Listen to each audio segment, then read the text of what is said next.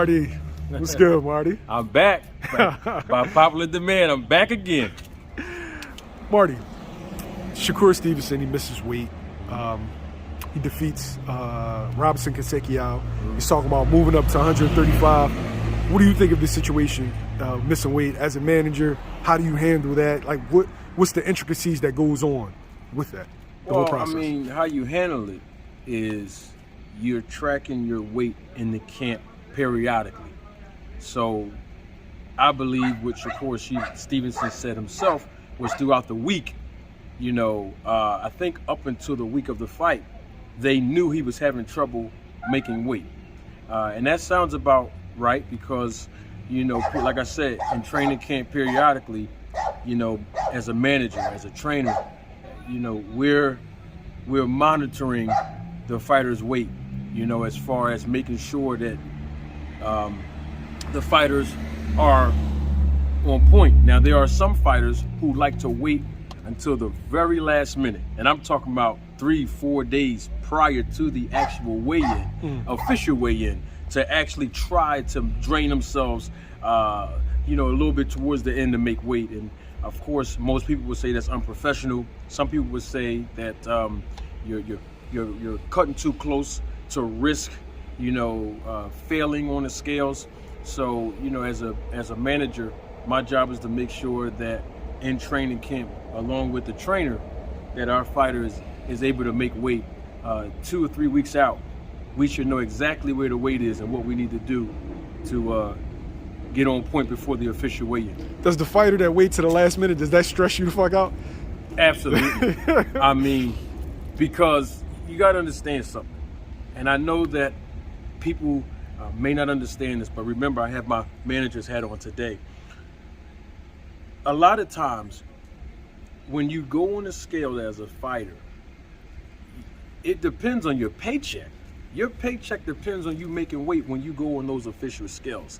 And I mean it in the sense of A, actually getting paid, and B, if you're going to still get paid a guaranteed purse, you may have to, sacrifice some of your purse and pay the other fighter who did make weight.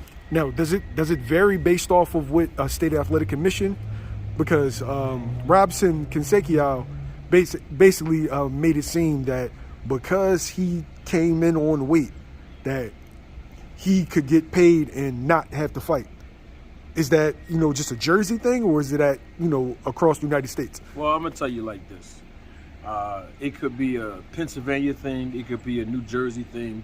I don't know all of the rules, particularly in Las Vegas, but let's just use East Coast, like New York, New Jersey, Pennsylvania as an example.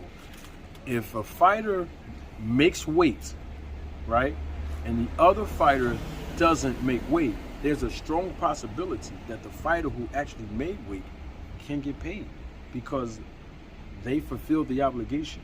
They fulfilled the contractual obligation. So if they fulfill the contract obligation and they make weight and the fight might be off due to other circumstances that's not the fighter who made weight's fault, it's a great possibility that he can still get paid. That fighter can still get paid, absolutely. Now, for a big show like that, what do you think would have happened to Robson Conceicao if he decided not to fight? Do you think there would have been some blowback from his promoter?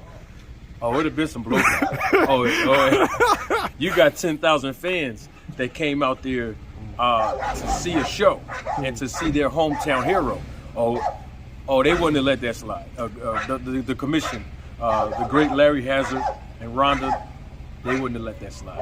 No, they wouldn't have let that slide. Do you think it was in Shakur Stevenson's plans to move up to 135 pounds next, or is this kind of like a fail-safe? In my personal opinion, I do not think that it was in Shakur Stevenson's plan, like right now, to move up in weight. Now, I could be wrong, but just understanding how the game works. Like I said, I believe what Shakur said and I think in his interview, he himself admitted and he apologized. And he said up until the week of the fight, he knew he would not be able to make weight, which is why, when they gave him, they meaning the athletic commission, when the athletic commission provided him that extra 2 hours to burn that 1.5 pound of weight, he didn't even oblige him. He didn't even take it because he knew up until the week of the fight that he wasn't going to make weight. So I don't think that he knew that he was going to move up to 135 right away. I think that once they realized that he was not going to make weight, and I'm talking about in the camp, I'm not talking about on the official weigh-in on Thursday evening. Okay. They knew we just going to move up. We just going to move up to 135 because he was trying to make weight. Because if he wasn't, they would have talked about all of that in the camp. He wouldn't have tried to make weight in the camp and then all of a sudden say, "Oh, never mind, I'm not." No. He was trying to work hard as much as he could to make weight, and unfortunately, he didn't make weight. Now, Shakur Stevenson, he missed weight. What's the process? Do you go into negotiations as a manager with Robson Conceicao's manager and figure out, okay, well, how much are we offering you for you to get back in the ring? Is it a you thing, or is it a promotion thing, or is it a combined effort between all parties? It's always going to be a combined effort with all parties involved. The promoter obviously would have the final say because the promoter's job is to facilitate, organize, and control the entire event, right? So we have to give respect to that. But as far as the fighters are concerned, the management and all of representation has to come together and make something happen. The money's at 35. That's where it's at. Bob already said that he wasn't going to unify. Oh, he wasn't going to go after Undisputed. Mm-hmm. So you're sitting there, you can't cut anymore. You like, well, fuck it. The fight's at 35. Forget these belts. I'm still getting paid. I'm going to 35. Absolutely. That's a good idea. Here's the thing. As long as Shakur Stevenson or any other fighter in the business of boxing retain or maintain or keep these titles, there's a sanctioning fee involved with that. So, if you don't have a title, you can enjoy most of your purse. Now, there is going to come a time where you are going to compete for the title. At 135, it's loaded. It's loaded. It's jam-packed up there. So, we're going to see Shakur Stevenson go to the next level. These other fighters and those good gladiators in that division, they're going to come up to another level. And we're going to see who really is the king at 135. Now, isn't there verbiage in contracts that state that you have a certain minimum if you have a title? So that's why guys look to get a title?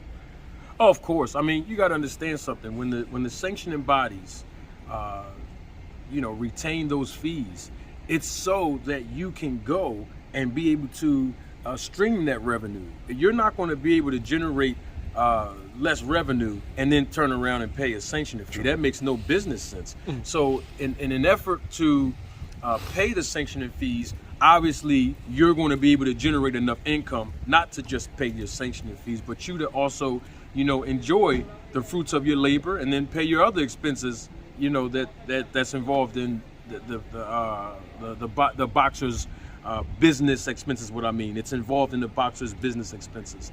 So you're going to obviously generate enough money to be able to pay your business expenses as a fighter, pay the sanctioning fees, and of course enjoy the fruits of your labor as much as you can.